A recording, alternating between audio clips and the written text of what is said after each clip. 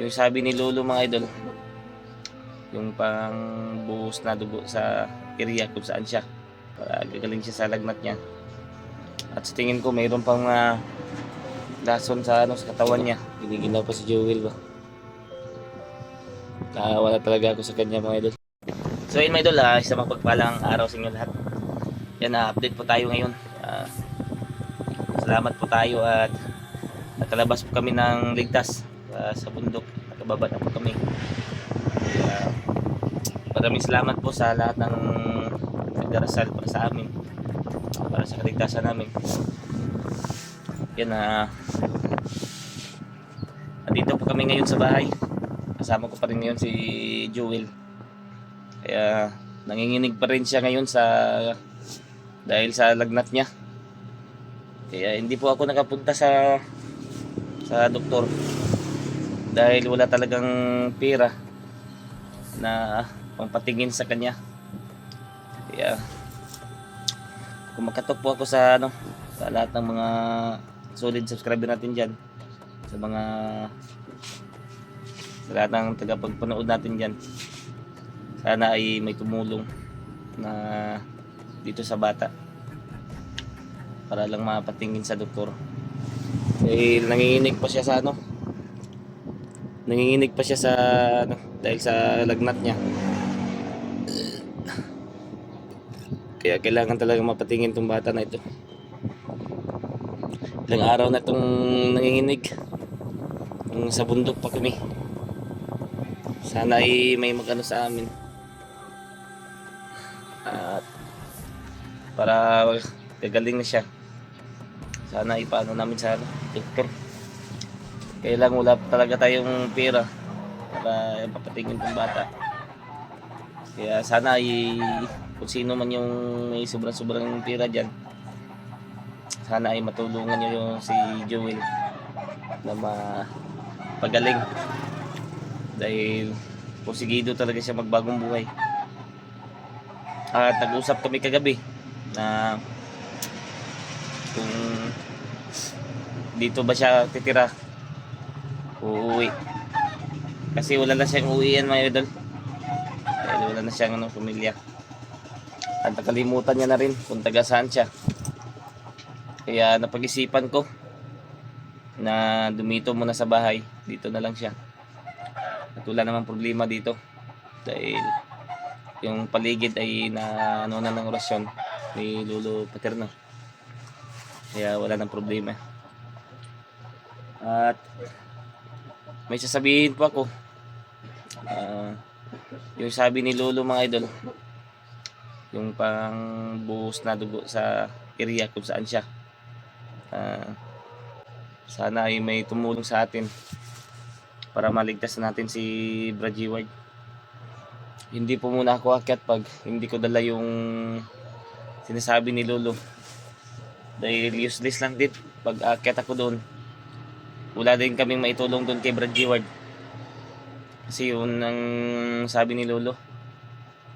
Bago makapasok sa area na yun, kailangan mo nang buhusan ng dugo yung area na yun para mawala yung itim na hamay ka doon at maligtas na namin si Bradley Ward.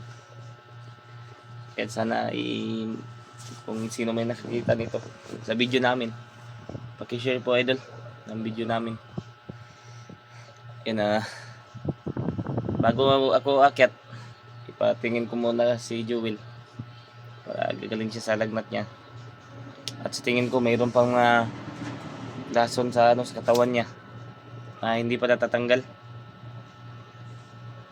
Kaya kailangan talagang ipatingin to para okay na yung kalagayan niya bago tayo alis at bago tayo akyat. Yan, inulit ko idol, hindi po muna ako akyat pag hindi ko dala yung sabi ni Lolo na alay. Ayan pang buhos ng dugo na sa area para mawala yung sa tingin ko hindi pwede yung manok lang, dahil kaunti lang yung dugo ng manok. Siguro ang mas okay doon mga kambing. Yan, yung kambing okay na siguro yung Sakit yung maliit-liit lang. Pag manok kasi sobrang ano lang, sobrang kunti lang ng dugo. Baka hindi umipik, hindi mag-ipik ba, hindi mawala yung itim na may doon. Ayan, pasalamat din ako dahil na wala-wala na yung ubo ko at sipon. Ayan, yung sakit lang ng ulo. Dahil sa init ba na paglalakbay namin. Yun na lang na ano sa ano natin, nainda natin. Problema pa nga namin nung pagbili namin ng mga ano dito, yung pagkain namin. Maghanap na ako ng paraan mamaya para makakain na si Jewel ng may sabaw ba, para mawala-wala din yung ano niya, yung iniinda niyang sakit.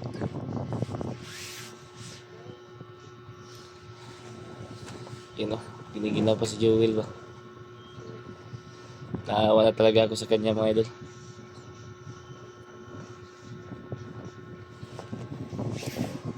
Stays lang wala. Stays lang.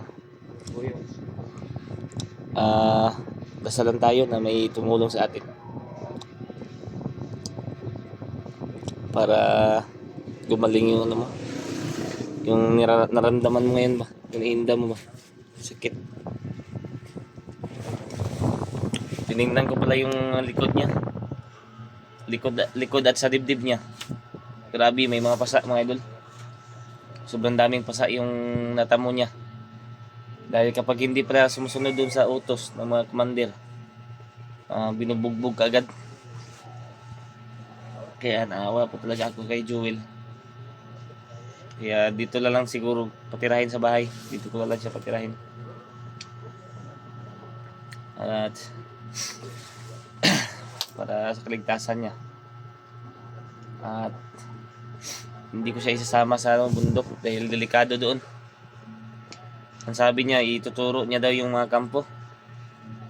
Pero yung sabi ko, bigyan mo lang ako ng yung sketch, parang mapa. Isusulat niya mga idol ba, para malaman ko kung saan banda yung mga kampo na sinasabi niya. Delikado kasi pag dadalhin pa natin siya ulit doon, baka kung ano pang mangyari kanya. Dito kami sa loob ng bahay ngayon. Yan o, pinadlakan po namin yung ano, para walang makapasok dito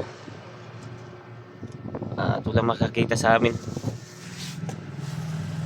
Kahit may orasyon tong bahay, hindi na kami pwede mga gano'n magpaano sa labas, mag-update doon, baka may makakita sa amin ba, at baka bigla kaming lusobin. Kaya buti na lang yung nag-iingat tayo. Masakit pa rin yung ulo ko ngayon, pero okay lang. Ang iniisip ko ngayon si Jewel at si Brad Jeward. Yun ang problema natin ngayon, yung sinasabi ni Lolo na pagbuhos sa area kung saan si Brad Jeward na magpapasok kami doon. Kaya sana may tumulong sa atin para matulungan din namin si Brad Jeward. Kawawa talaga siya. Naawa na kami sa sitwasyon niya. Sana may tumulong sa atin na mabubuting puso niya para maligtas na si Brad Jeward. Grabe talaga yung lagnat ng bata nito. Masyadong mainit pa siya ba? Napakainit pa ng ano niya, yung katawan niya.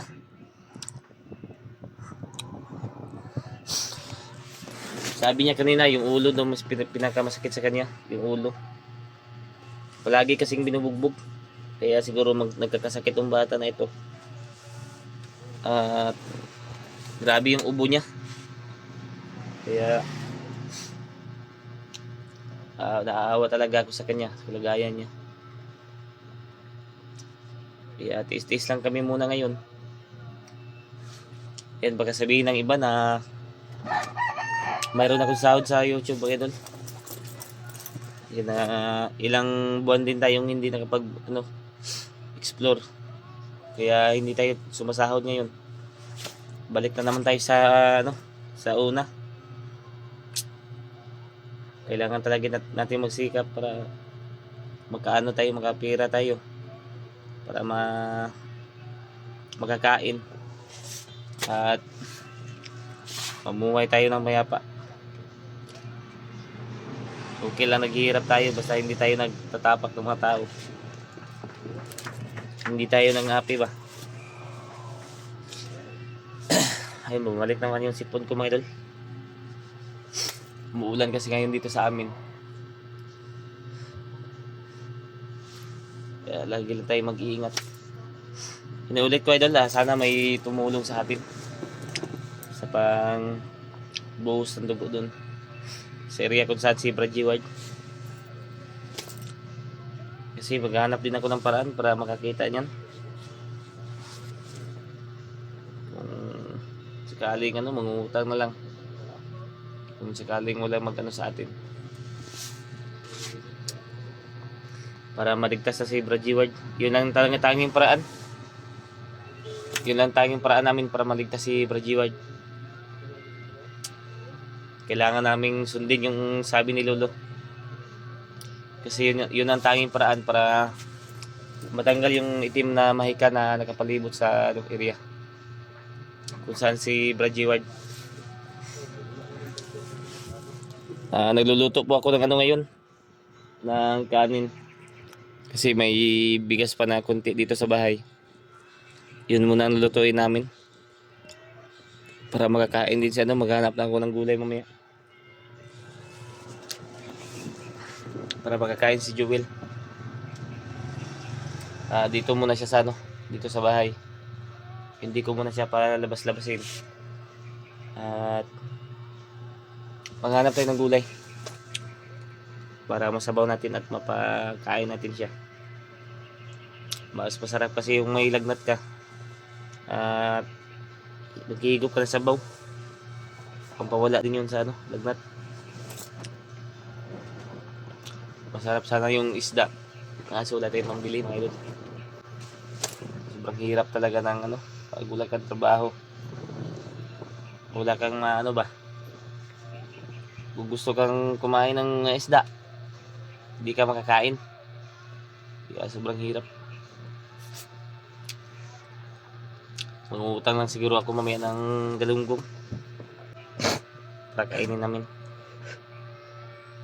Inuubo na si Joel. Okay ka lang, Will?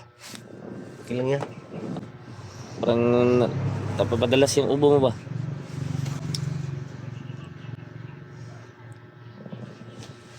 Sumasakit pa yung ulo mo? Tis lang tayo. Bibili tayo ng gamot mamaya.